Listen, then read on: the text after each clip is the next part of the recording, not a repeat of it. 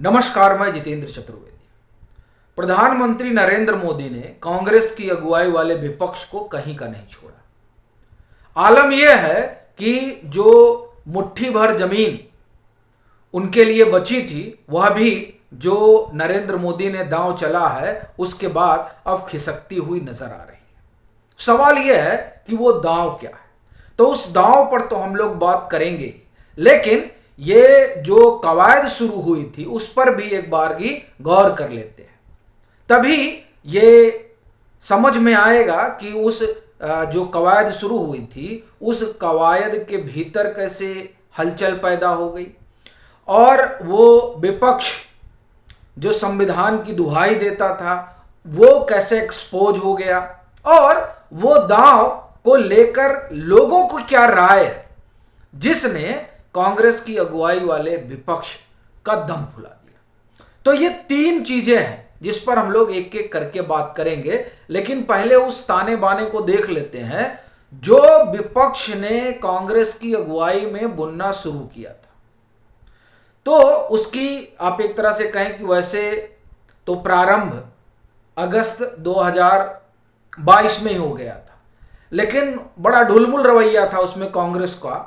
मगर ऐसा लगता है कि राहुल गांधी की सदस्यता जाने के बाद कांग्रेस जगी और उसको लगा कि अब कुछ करना चाहिए, तो उस करने में नीतीश कुमार को जिम्मा सौंपा गया और फिर उसकी परिणति 23 जून को पटना में दिखी, जहां तमाम विपक्षी दल जुटे 15 लोग, और उसके बाद कुछ तू मैं हुआ और फिर उन लोगों ने तय किया कि नहीं, 450 सीटें ऐसी रेखांकित करनी है जहां कांग्रेस की अगुवाई वाला विपक्ष भाजपा गठबंधन से दो हाथ करे और एक ऐसी योजना बने जिसके तहत नरेंद्र मोदी और भाजपा को सत्ता से बाहर किया जा सके। अब इस पर एक मोटी रूपरेखा इन लोगों ने खींची और यह हुआ कि अब शिमला में मिलते हैं। फिर यह हुआ कि नहीं, शिमला नहीं, बेंगलोर में मिलते हैं। अब इसी शिमला, बेंगलोर और पटना ये चल ही रहा था कि जो संकेत आता है प्रधानमंत्री की तरफ से वो इन सब को हिलाकर रख देता है। क्या आता है? प्रधानमंत्री संकेत देते हैं कि हम समान नागरिक आचार संहिता की तरफ क्यों ना बढ़े। अब यह सुनते ही विपक्ष डगमगाया, उनके अंदर टूट फूट शुरू हुई। कई दल कहे कि नहीं, हम तो भाई इसके साथ खड़े हैं, जिसमें आम आदमी पार्टी भी है, जदयू केसी त्यागी का बयान है। अब लीजिए, अच्छा अब विरोध करें तो विरोध करें तब दिक्कत।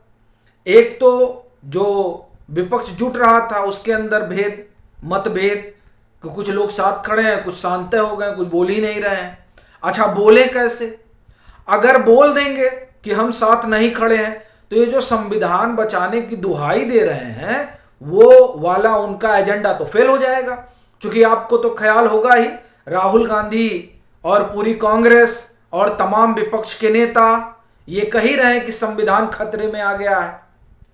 तो अगर संविधान बचाना है तो समान नागरिक आचार संहिता का समर्थन करना होगा, क्योंकि ये तो संविधान सम्मत है। भाई, राज्य के निर्देशक तत्व उसमें लिखा हुआ है कि एक देश एक कानून होना चाहिए। अभी थोड़ा है कि आपके लिए दूसरा और उनके लिए तीसरा। नहीं नहीं नहीं, आप यहां हैं तो यहां सबके शादी विवाह और तमाम जो इस तरह के मामले हैं और भी कई चीजें जो हैं उससे जुड़े हुए एक ही तरह के नियम कानून होने चाहिए, और यही संविधान कह रहा है। अब कांग्रेस तय करे कि वो विरोध में है कि साथ में है। विरोध में है तभी संविधान का राग क्यों अलाप रहे हैं? तब संविधान को किसने खतरे में डाला? सही मायने में तो संविधान सम्मत काम तो कांग्रेस ने नहीं किया। जब साहबानों वाले मामले में पूरा पलट दिया, अरे उसी समय जब फैसला आया था सुप्रीम कोर्ट का, प्रचंड बहुमत की सरकार थी, तुरंत समान नागरिक आचार संहिता लागू कर देना चाहिए था। लेकिन तब तुष्टीकरण की नीति से ओत-पोत, वो अभी भी वही है, इसीलिए कुछ बोलते नहीं बन रहा। अब ये जो चीजें चल रही है इसी बीच सर्वे आ जाता है। 2 सर्वे आता है, एक mood off the nation India today और सी वोटर का, दूसरा एबीपी और सी वोटर का।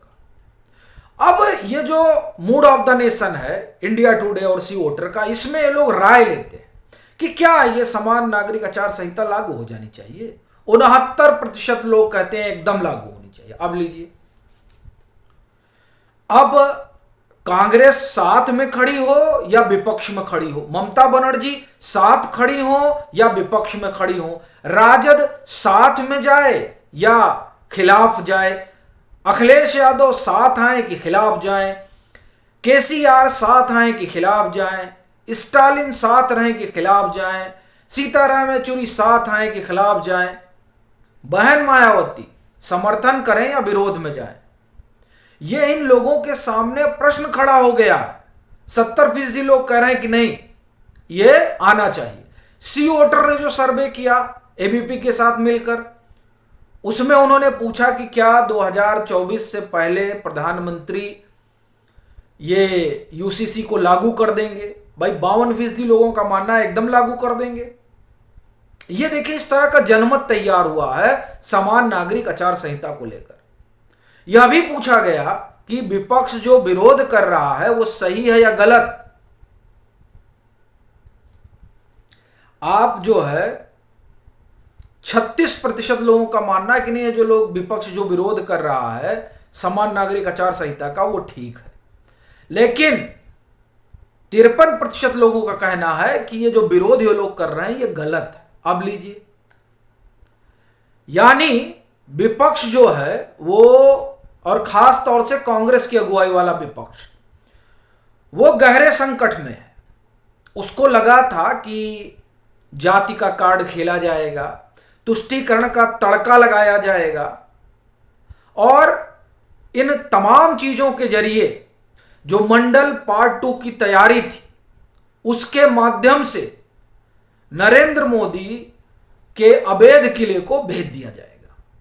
लेकिन यहां तो मामला उल्टा पड़ गया।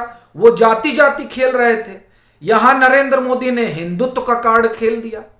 और जो भाजपा का अपना एजेंडा रहा है उस एजेंडे का तीसरा मसला ये रहा है राम मंदिर, 370 और समान नागरिक आचार संहिता। ये 3 भाजपा के कोर मुद्दे रहे। और इसमें चर्चा ये भी है कि शायद वो जनसंख्या नियंत्रण वाला भी कुछ मसला है। अब आप देखिए कि जब 2024 में भाजपा मैदान में उतरेगी, 2024 के लोकसभा चुनाव के लिए, तो वो कहेगी कि हमने जो आपसे वादे किए थे वो पूरे किए। यानी जो उनका समर्थक वर्ग है वो पूरे जोश खरोश में रहेगा और कन्विंसिंग करेगा। भाई कार्यकर्ता ही सबसे बड़ी चीज है, समर्थक ही सबसे बड़ी चीज है। अब जब सारे वादे पूरे करके लोकसभा चुनाव के रण में नरेंद्र मोदी उतरेंगे, तब वह विपक्ष कहां ठहरेगा जो यूसीसी, राम मंदिर और धारा 370 के खिलाफ रहा है। तो इसलिए ये जो दांव चला है नरेंद्र मोदी ने, ये अकेला दांव भर नहीं है। इसमें राम मंदिर भी जोड़िए, 370 भी जोड़िए और इसे भी जोड़िए। और इन तीनों के साथ 2024 के रण में जब भाजपा उतरेगी, नरेंद्र मोदी उतरेंगे, तो विपक्ष कहां टिकेगा, ये अपने आप में एक बड़ा सवाल है। और इसीलिए उस खेमे में अब हलचल मची हुई है। शिमला जाएं कि बंगलोर जाएं कि अभी और उसको एक्सटेंड कर दें, फिर साथ कांग्रेस के रहें या ना रहें, ये इसका समर्थन करें कि खिलाफ जाएं। इस तरह के उहापोह वाली स्थिति पैदा हो गई है, क्योंकि जिस मंडल पार्ट 2 पर खेलना चाह रही थी कांग्रेस की अगुवाई वाला विपक्ष, वो मंडल पार्ट 2 ऐसा लग रहा है कि समान नागरिक आचार संहिता के दांव की वजह से धराशायी हो गया है। आपकी अपनी क्या राय है जरूर साझा करें। मतांतर से नहीं जुड़े हैं तो जुड़े, वीडियो को लाइक करें और खूब शेयर करें।